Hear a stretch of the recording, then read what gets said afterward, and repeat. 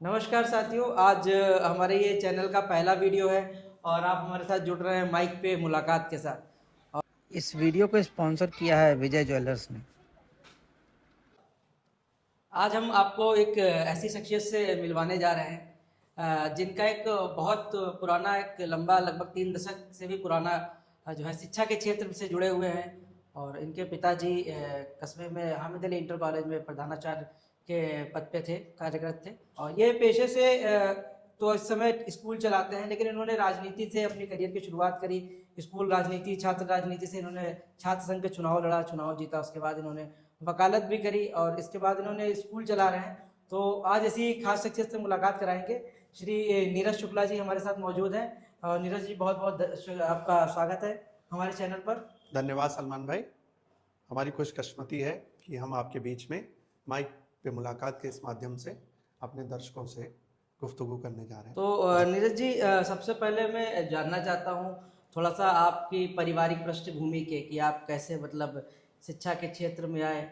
और उससे पहले हम जानना चाहते हैं कि आपने मतलब पहले अपनी शिक्षा दीक्षा कहाँ से करी और क्या आपकी पारिवारिक पृष्ठभूमि रही। जैसा कि आपने हमारे परिचय में ही कहा कि मैं एक अध्यापक पुत्र हूँ।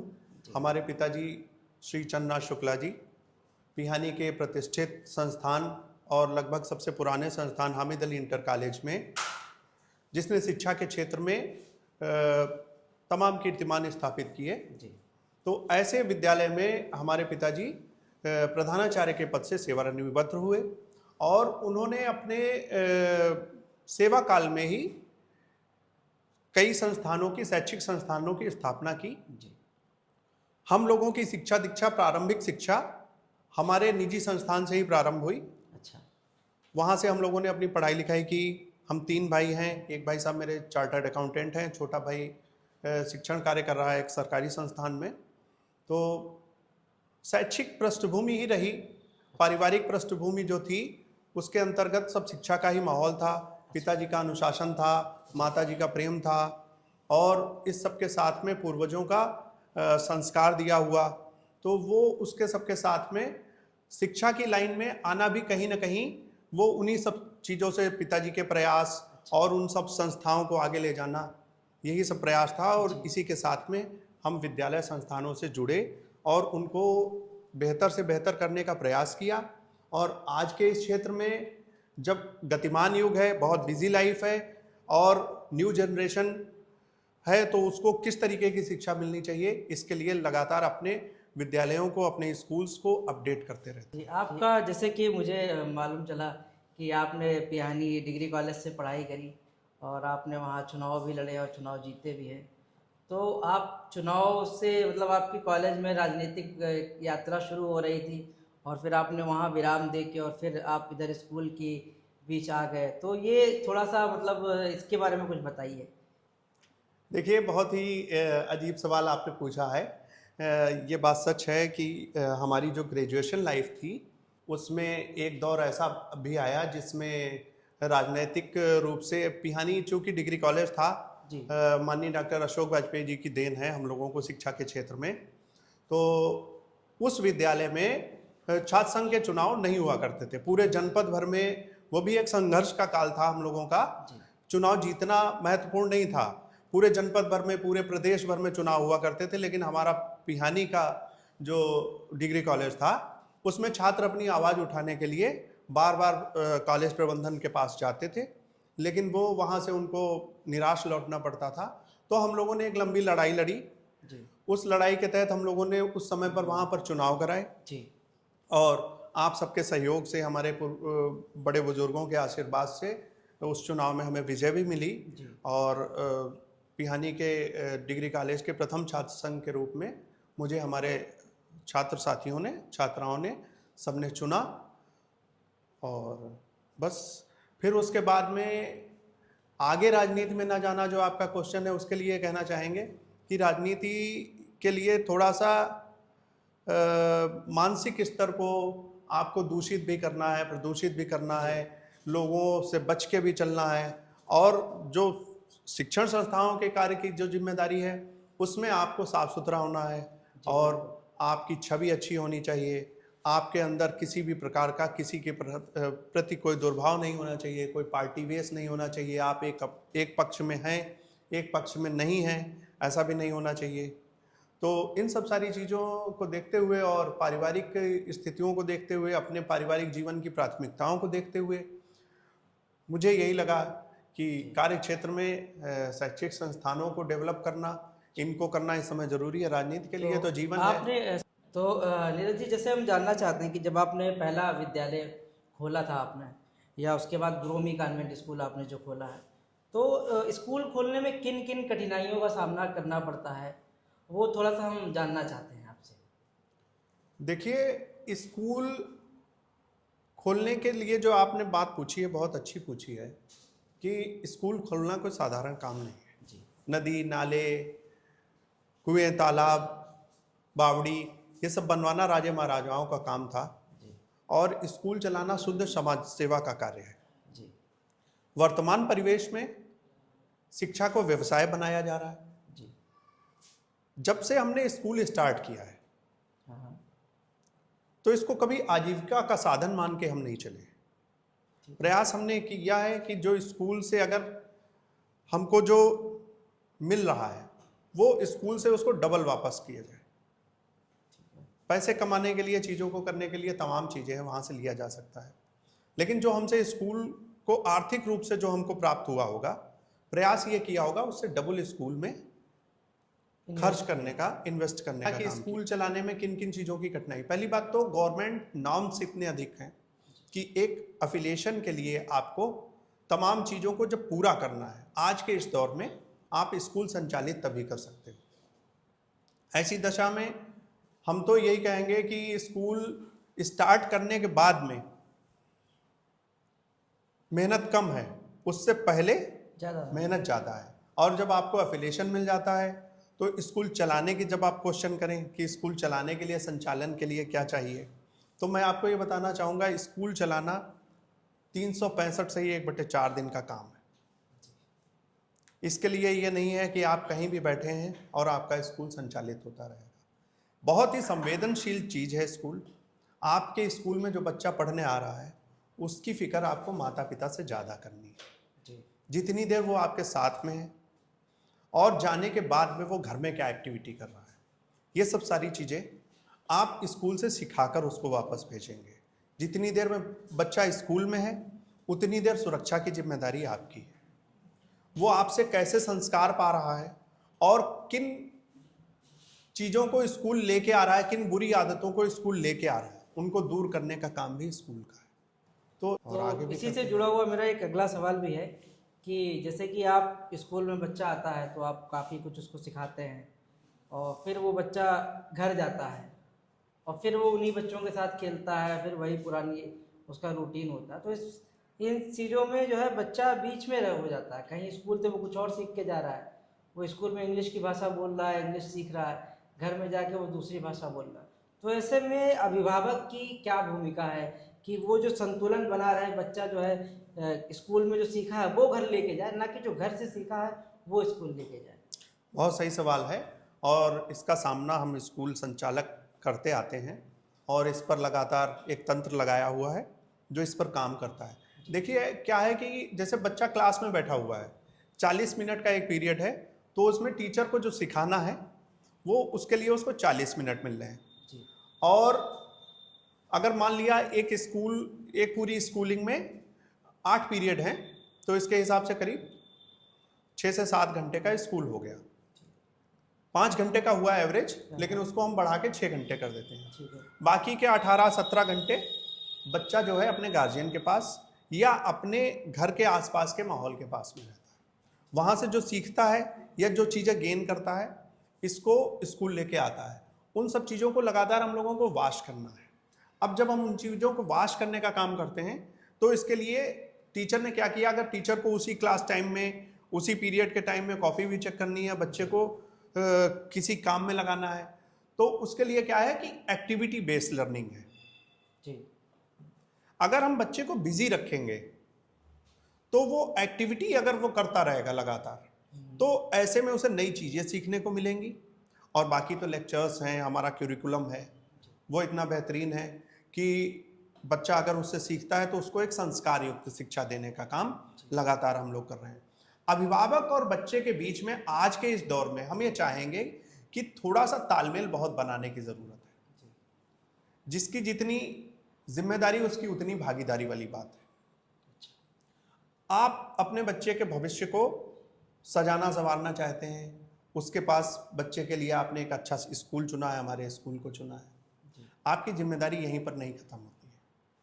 मैं आपके माध्यम से सलमान जी अपने सभी सम्मानित अभिभावकों से, और या हमारे अभिभावक नहीं, वो किसी भी बच्चे के माता पिता हैं, तो उनसे ये कहना चाहूँगा कि आज के इस दौर में अपने बच्चे को अपने जितना निकट रख पाएं आप, उतना उसको निकट रखने का प्रयास करें। जितना अधिकतम आप उसके साथ में टाइम स्पेंड कर पाएं, वो उसके लिए सबसे अच्छा होगा। जरूरी नहीं है आप उसको 1 2 3 या टेबल याद कराएं, जरूरी नहीं है कि उसके कोर्स के बारे में आप उससे पूछें अगर वो हायर क्लास में है, जरूरी नहीं है कि आप उससे पढ़ाई के संबंध में ही बात करें, आप उसके साथ में टाइम स्पेंड करिए। अगर आप उसके साथ में अभिभावक की तरीके से एक टाइम स्पेंड करेंगे तो वो बच्चा आपकी तरह बनने का प्रयास करेगा, आपसे बेहतर बनने का प्रयास करेगा। तो स्कूल के साथ में अभिभावकों से यही निवेदन है कि अपने बच्चों के साथ में एक अनुशासन का माहौल भी बनाकर रखें और एक मित्रवत व्यवहार भी बनाकर रखें। हम पर जिम्मेदारी दे रहे हैं, तो एज अ ग्रोमी कॉन्वेंट स्कूल ऑनर मैं आपसे यही कहना चाहूँगा कि ग्रोमी convent school Pihani play group से लेकर हाई स्कूल तक की 10th क्लास तक की आपको इंग्लिश मीडियम की सबसे बेहतर शिक्षा देने का काम करेगा। हमने लगातार प्रयास सलमान भाई ये किया कि पिहानी को लगातार कुछ नया देने का प्रयास किया। जो सबसे पहला विद्यालय आपने खोला था, तो वो कौन सा विद्यालय था और कब आपने इसके शुरुआत करी? देखिए 2007 में मुझे ये जिम्मेदारी मिली कि पिताजी ने कहा कि अब विद्यालयों को संभालने का, सजाने का, संवारने का काम आपके जिम्मे है। तो हमारे यहाँ पिहानी में स्वास्थ्य ज्ञानोदय विद्यालय बहुत ही प्रतिष्ठित संस्थान था, उसको बहुत अच्छे तरीके से चलाया भी जा रहा था, तो उसको डेवलप करने का काम किया हमने। लगभग 5 सालों तक उसको डेवलपमेंट किया, उसकी बिल्डिंग तैयार की, उसके लिए जो स्ट्रक्चर चाहिए था, जो एफिलिएशंस चाहिए थे, वो उनको प्राप्त करने के बाद में सन 2013-14 में 2013-14 में ये प्रयास हुआ कि पिहानी के नगर में एक प्ले स्कूल की आवश्यकता है। अच्छा। जहाँ पर बच्चों को खेल कूद के माध्यम से पढ़ने को, सीखने को मिलेगा। है क्या कि हमारी जो शिक्षण व्यवस्था है उसके तहत कम से कम 5 साल के बच्चों को हम लोगों को खेल कूद के माध्यम से शिक्षा देनी है। तो मन में ये विचार आया, हमारे कुछ साथी जिन्होंने सहयोग भी किया, और उसके साथ में हमने ग्रोमी कॉन्वेंट स्कूल की स्थापना की। अच्छा, तो ये ग्रोमी कॉन्वेंट स्कूल आपने मतलब ये इंग्लिश मीडियम आपने शुरुआत की? जी हाँ, जी हाँ। तो प्ले स्कूल की इसकी शुरुआत हुई थी, और आप समझिए कि इसके फर्स्ट बैच में लगभग 13-14 स्टूडेंट्स का बैच था। अच्छा। और धीरे धीरे साल दर साल हम कामयाबी अर्जित करते गए। 2017 में ग्रोमी कॉन्वेंट स्कूल को पिहानी के पहले इंग्लिश मीडियम स्कूल के रूप में सरकार द्वारा मान्यता मिली। अच्छा। थोड़ा सा अंतर है, जब मैं ये शब्द कहता हूँ कि इंग्लिश मीडियम की मान्यता मिली, तो वहाँ पर आपको ये समझाना चाहूँगा कि हमारा जो सिस्टम है, जिसके तहत हम लोगों को विभाग से स्कूल चलाने की संस्तुति मिलती है, उसके तहत 2 तरीके की मान्यताएं होती हैं, एक इंग्लिश मीडियम और एक हिंदी मीडियम। तो ग्रोमी कॉन्वेंट स्कूल पिहानी का एक पहला ऐसा स्कूल था जिसको इंग्लिश मीडियम की मान्यता प्राप्त हुई। अच्छा। तो इसको आप विधिवत मेंशन करें, और अब तो तमाम स्कूल हैं जो लगातार स्कूल का एफिलिएशन ले रहे हैं, इंग्लिश मीडियम है, हिंदी मीडियम है। तो जो एक इंग्लिश मीडियम का बोर्ड लगाना और स्कूल चलाना, तो इससे थोड़ा अलग प्रयास ये किया, और गवर्नमेंट के द्वारा ये सहयोग मिला कि हमें उसकी इंग्लिश मीडियम की मान्यता मिली। और फिर इसके बाद साल दर साल ग्रोमी कॉन्वेंट स्कूल आज तमाम क्षेत्र के बच्चों को और नगर के बच्चों को एक अच्छी शिक्षा देने का काम कर रहा है। तो नीरज जी, मेरा अगला सवाल ये है आपसे कि पिहानी को इस साल आप ऐसा क्या नया देने वाले हैं, और क्या आपकी आगे की योजनाएं हैं कस्बे को लेकर? धन्यवाद। कस्बे को और क्षेत्र को लेकर सदैव नए सत्र के आगमन पर मेरा ये प्रयास रहता है कुछ ना कुछ नया जरूर दिया जाए। जी। लास्ट ईयर हमने पिहानी को एक स्मार्ट स्कूल दिया। ग्रोमी कॉन्वेंट स्कूल पिहानी का पहला स्मार्ट स्कूल, जो कि इंडिया की एडटेक कंपनीज में सबसे अग्रणी कंपनी, लीड कंपनी के साथ में हम जुड़े। उनके साथ हमने अपने ग्रोमी कॉन्वेंट स्कूल पिहानी को ट्रांसफॉर्म किया टेक्निकली। जी। जो हमारे क्लासरूम थे पहले की अपेक्षा और बेहतर हुए, और एक अच्छे करिकुलम के साथ में स्मार्ट क्लासेस हमने प्रोवाइड कराई, जिसके तहत हमने पिहानी को एक पहला स्मार्ट स्कूल दिया। ठीक है। तो इस साल हमारा ये प्रयास रहेगा पिहानी को इस बार कुछ नया दिया जाए। तो उसके अंतर्गत हमारे प्लानिंग में 3 चीज़ें हैं। फर्स्ट प्रियोरिटी पे हमारे पिहानी नगर और क्षेत्र की बालिकाएं हैं। ठीक है। सलमान भाई, बहुत गंभीर मुद्दा है जी। जिस पर लगातार सरकार काम कर रही है। बेटी पढ़ाओ, बेटी बचाओ, तमाम तरीके के ना जाने कितने अभियान चलते हैं। आप जानते हैं कि हमारा क्षेत्र रूरल एरिया में आता है। होता क्या है कि 8th तक बच्चों को, बालिकाओं को खासकर माता पिता पढ़ाने का काम करते हैं। उसके बाद में जो माहौल है, वातावरण है, अब तो हालांकि काफ़ी सुधार हुआ है, लोगों की सोच में डेवलपमेंट हुआ है और सरकारें बदली हैं तो कुछ चीज़ें नई हुई हैं। लेकिन फिर भी जो ग्रामीण क्षेत्र के गार्जियन हैं वो सोचते हैं कि हम 8वीं की शिक्षा के बाद में अब अपनी बच्ची को घर पे बिठाएंगे, इसकी शादी करेंगे। उसका कारण केवल ये कितना है कि पिहानी में कोएड एजुकेशन चल रही है। जितने भी प्राइवेट स्कूल्स हैं सारे कोएड, वहाँ पर बालक और बालिकाओं की शिक्षा है। बालिकाओं की इतर शिक्षा के लिए, उनकी निजी शिक्षा के लिए कोई कहीं व्यवस्था नहीं है। तो इस साल बहुत जल्द ही उस पर काम हो रहा है। हम पिहानी को पहला निजी बालिका विद्यालय प्रदान करने जा रहे हैं, जिसके तहत हमारी बच्चियों को, हमारी बालिकाओं को एक निजी अपना संस्थान मिलेगा, जिसमें वे अपनी कुशल शिक्षिकाओं को अपने क्वेश्चंस पुटअप कर सकती हैं। उसके बदले में अगर उनकी कोई समस्या है तो उनको बिना किसी झिझक के पूछ सकती हैं और उनका भविष्य संभल सकता है। तो गर्ल्स जो है कॉलेज जी की हाँ, आप स्टार्ट पिहानी को एक गर्ल्स स्कूल देने जा रहे हैं। बहुत जल्द उस पर योजना चल रही है और उसके बहुत जल्द एडमिशन्स चालू होंगे। दूसरी प्रक्रिया में यह है कि आप देखिएगा कि हमारा जो ग्रोमी कॉन्वेंट स्कूल, उसका जो नया परिसर है, वहाँ पर हमने स्कूल को एक आश्रम की तरह डेवलप किया है, एक पार्क की तरह डेवलप किया है, और जिसका बच्चे फ़ायदा उठाते हैं। जब 44-45 डिग्री, जिस महीने में 44-45 डिग्री सेंटीग्रेड तापमान होता है, उस महीने में हमारे विद्यालय के हरियालीपूर्ण वातावरण के कारण हमारे विद्यालय के छात्र ये कहते हैं कि हमको बाहर पेड़ के नीचे बैठ के पढ़ना है। और जब माइनस में टेम्परेचर होता है तब बच्चे कहते हैं हमको बाहर धूप में बैठ के पढ़ना है। तो आप सबके सहयोग से ऐसा परिसर बनाया है जिसका बच्चे तो भली भांति खूब उपयोग कर पा रहे हैं। लेकिन हम ये चाहेंगे, हमारा प्रयास ये है कि जो हमारे नगर के सीनियर सिटीजन्स हैं, जो ओवर 65-60 जो हैं, जिनके पास समय उपयोग करने के लिए कोई संसाधन पिहानी में नहीं है, उनके लिए बिल्कुल विद्यालय परिसर ओपन है। स्कूल टाइमिंग के बाद में वो आकर अपना वहाँ वॉक कर सकते हैं, अपने शरीर को स्वस्थ बना सकते हैं और बढ़िया तरीके से वहाँ बैठेंगे। एक ग्रुप बनाकर वहाँ मेंटेन करके उनके साथ के लोग, पुराने साथ के लोग वहाँ बैठेंगे, पुरानी यादें ताज़ा करेंगे। तो ये विद्यालय का जो परिसर है उनको लाभ देगा। हम आपके माध्यम से और बहुत जल्द ही उनको इनवाइट करके एक ऐसा ग्रुप बनाने जा रहे हैं जो सीनियर सिटीजन्स को टाइम स्पेंड करने के लिए एक बहुत सुंदर वातावरण वाला परिसर देने जा रहे हैं। इसका उपयोग अगर वो कर पाएंगे तो ये हमारे लिए सौभाग्य की बात होगी। तो बेसिकली जैसे बड़े बड़े शहरों में पार्कें होती हैं, जी हाँ, तो वहाँ सुबह जो है जो ओल्ड एज वाले लोग हैं, बूढ़े बड़े लोग हैं या बच्चे जो हैं, या शाम को भी काफ़ी सारे लोग जो है शहरों में टहलते हैं, घूमते हैं, पार्क में बैठते हैं, हैप्पीनेस क्लासेस होती हैं, काफ़ी सारी चीज़ें होती हैं। तो इस तरीके का आप जो है जी हाँ, और ये पूर्णतया निःशुल्क होगा। इसके लिए कोई ये नहीं है किसी भी प्रकार का शुल्क हो। हम उसकी साफ़ सफाई की और सब व्यवस्था उनके लिए करेंगे। वहाँ पर उनके बैठने के लिए, उठने के लिए, व्यायाम करने के लिए, टहलने के लिए, वॉक करने के लिए सारी चीज़ें प्रोवाइड कराएंगे। उसकी कोई शुल्क नहीं होगी और उनका बस ये करेंगे कि बस वो अधिक से अधिक संख्या में वहाँ पर आएँ और अपने जीवन को और अधिक खुशहाल बनाएं।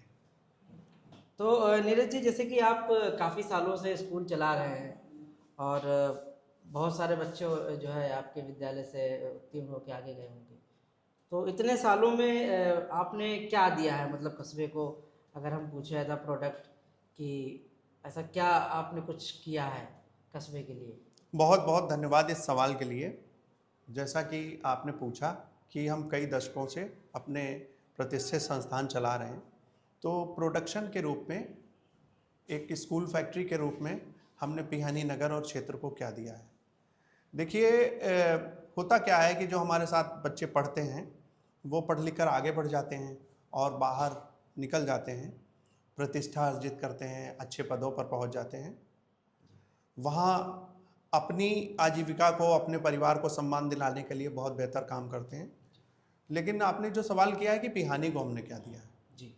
तो बड़े ही गर्व के साथ हम बताना चाहेंगे कि पिहानी नगर में जो आपके 2 MBBS डॉक्टर्स हैं इस समय, जो सबसे बड़ी समस्या थी पिहानी के लिए कि पिहानी में डॉक्टर्स की कमी थी, तो वो जो कमी को दूर किया हमारे सम्मानित डॉक्टर साहब विवेक सेठ जी, वो भी कहीं ना कहीं उन्होंने हाई स्कूल की शिक्षा हमारे संस्थान से प्राप्त की।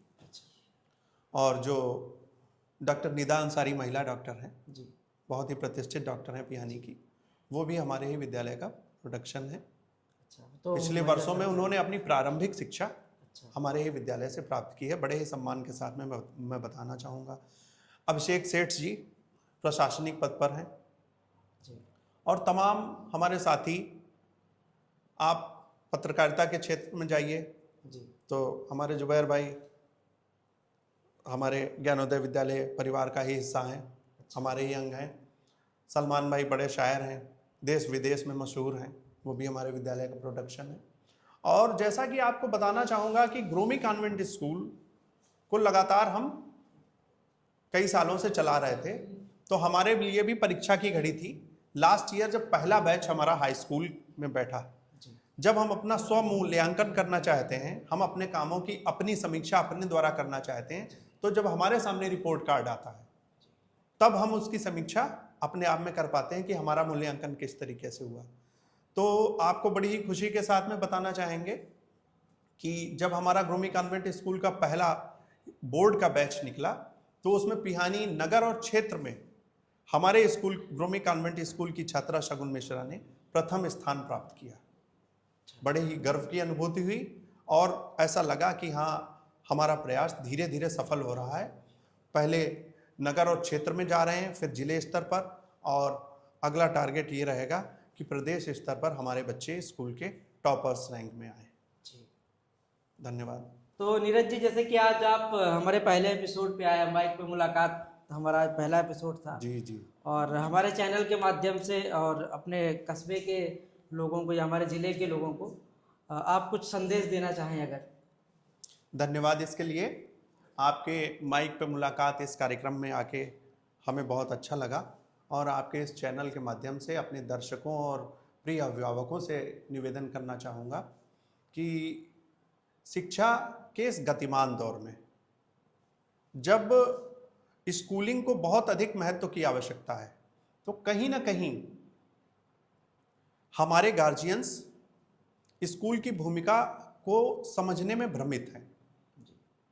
आज के इस दौर में हमारा आपसे यही निवेदन है कि हमें बदले में आपसे थोड़ा सा सम्मान चाहिए, थोड़ी सी ऐसी चीज़ चाहिए कि जिससे हमारा हौसला बढ़ सके, हम आपके बच्चों को और बेहतर दे सकें। आपको ऐसा ना लगे कि आपके डॉक्टर्स, आपके इंजीनियर्स, आपके लीडर्स जो बन के जा रहे हैं वो कहीं किसी फैक्ट्री से बन के जा रहे हैं। उनको बनाने का काम हम केवल अपने स्कूल ग्रोमी कॉन्वेंट स्कूल के लिए ही नहीं कहना चाहेंगे। जो स्कूल के प्रति आपकी जो भावना है, वो भावना बहुत महत्वपूर्ण होनी चाहिए। और मैं फिर यही बात कहना चाहूँगा कि अपने पाल्य के प्रति आपके मन में एक स्नेह का भाव होना चाहिए। आपको उसे समय देना है। आज जब टेक्निकली सेकेंड क्लास का बच्चा फर्स्ट क्लास का बच्चा नहीं कहेंगे, हम आपसे कहना चाहेंगे कि अगर आपका नवजात शिशु भी रोने का प्रयास करता है तो माता पिता उसे मोबाइल देकर चुपवाना चाहते हैं। जी, बहुत बड़ा ये दिक्कत है आजकल। और मोबाइल कितना बड़ा राक्षस है, जी, ये कितना विकराल रूप आने वाले समय में लेगा, इसने हम लोगों को टेक्निकली डेवलप भी किया है। लेकिन कहीं ना कहीं ये एक दैत्य दानव के रूप में आ रहा है, जो हमारे बच्चों की स्किल्स को, उनके आईक्यू लेवल को कम कर रहा है। हमारे माता पिता आपसे कहते थे कि बच्चा इस क्वेश्चन का मीनिंग नहीं आ रहा है, जाओ डिक्शनरी उठा के ले आओ, उसमें देखे 4 मीनिंग और आए, हमने 2 की जगह 4 नए मीनिंग सीख लिए। आज अगर आपका बच्चा आपसे पूछता है पापा इस चीज़ का मीनिंग बताइए, पापा ने अपना मोबाइल दिया, बेटा इस चीज़ का मीनिंग देख लो। बच्चे ने मोबाइल लिया, उस मीनिंग को देख लिया, उसके साथ में अपनी मर्जी का कंटेंट देख रहा है, या 5 मिनट उसने गेम खेला, उसकी जो स्टडी का टाइम था वो कहीं ना कहीं खराब हो रहा है। तो आपसे यही कहेंगे, अपने बच्चों को इतना अधिक स्नेह दीजिए, इतना अधिक समय दीजिए कि वो मोबाइल से उनकी दूरी बन सके। अगर मोबाइल का उन्हें उपयोग भी करना है तो टेक्नोलॉजी को सीखने के लिए करें, कैसे उनको अपने क्लास में अपने दूसरे प्रतिद्वंदी से आगे बढ़ना है। इसके लिए अगर मोबाइल में कुछ देखना है तो देख सकते हैं। इंटरटेनमेंट का साधन आप उन्हें दूसरी तरीके से, स्पोर्टिव तरीके से दीजिए, उनको खेल कूद के ऐसे साधन दीजिए। हमारे विद्यालय गुरुमी कॉन्वेंट स्कूल में अलग से एक्स्ट्रा स्पोर्ट्स एक्टिविटीज़ के लिए क्लासेज हैं, उनमें आप स्कूल टाइमिंग के बाद में भेजिए। विद्यालय 4-5 बजे तक ओपन है, उसमें वो तमाम इंडोर आउटडोर गेम्स को खेल सकते हैं, उनके साथ में अपना समय स्पेंड कर सकते हैं। मोबाइल्स का प्रयोग बिल्कुल वर्जित करिए, धीरे धीरे इसको रोकने का काम करिए। और सबसे बड़ी बात है कि किसी भी स्कूल, किसी भी गुरु के प्रति यदि आपके मन में एज अ अभिभावक, एज अ गार्जियन कोई भी संदेह और भ्रम की स्थिति है तो उसको दूर कर दीजिए और अपने बच्चे के अंदर इस भावना को डेवलप करिए।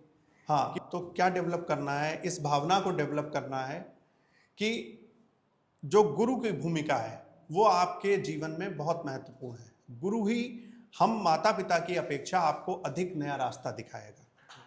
गुरु का महत्व जीवन में अपने बच्चे को सिखाना पड़ेगा, उसके प्रति सम्मान सिखाना पड़ेगा। बदले में गुरु आपके बच्चे को संस्कार सिखाएगा, जिससे आपका वो नाम रोशन करेगा और आपके प्रति सम्मान की भावना उसके अंदर होगी। ये तालमेल जरूर चाहेंगे हम, जो हमारे अभिभावक और गुरु के बीच में। गुरु के महत्व को समझना पड़ेगा। आज के इस दौर में भी वही पुरानी बात कहना चाहूँगा कि आँख मूंद कर बैठेंगे तो भव्य बनाकर छोड़ेंगे, हाथ पकड़ लेंगे तो दिव्य बनाकर छोड़ेंगे, और मिट्टी के भी मिल जाएंगे तो गुरु एकलव्य बनाकर छोड़ेंगे। बहुत बहुत धन्यवाद। बहुत बहुत धन्यवाद।